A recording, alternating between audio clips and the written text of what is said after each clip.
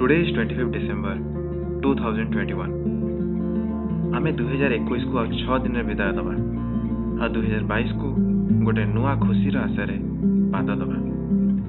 मु ए वीडियोटा मोर सिमिलपाल ब्लॉग रो फुटेजेस रु बनैछि।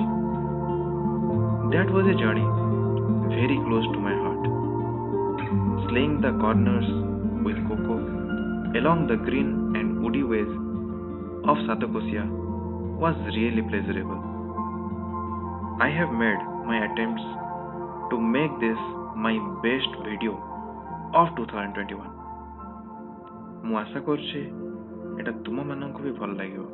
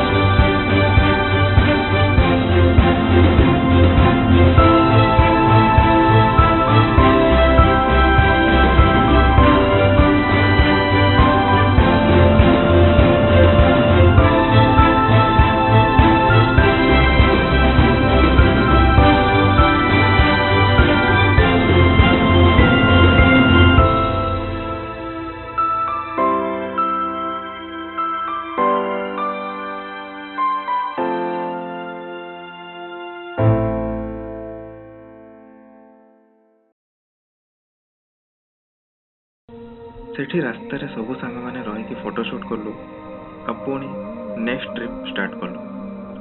किंतु से राइड रे रास्ता रे जो शांति लगुतला सेटा मु ना एमते कथा रे ना कोनसी फुटेज द्वारा एक्सप्रेस कर परिबे। टोटली क्लीन रोड आ साइड रे पूरा ग्रीनरी एंड ता भितरे कुकुर जो साउंड ऑन फुल रेव मो पई it was just my super shot of happiness. एति यदि भल लगी ताले गोटे लाइक कर दियो। बाकी कथा आगु बुझे।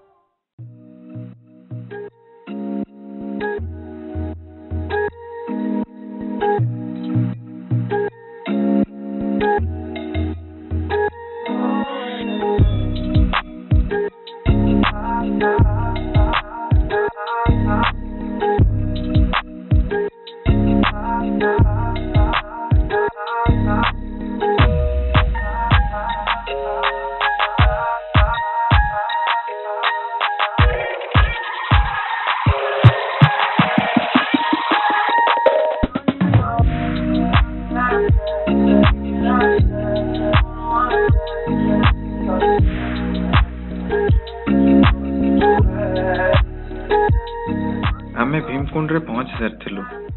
सेठी हॉल्ट करिकी आमे बाहर थांतो सिमिलपाल को। भीमकुंड टूरिज्म और पिकनिक पई गोटे सुपर जगह। भीमकुंड रो स्टोरी एटा जे जेबे पांडव माने वनवास रे बाहर थिले सेबे से माने एठी भी रहिथिले। You can also find small waterfall there.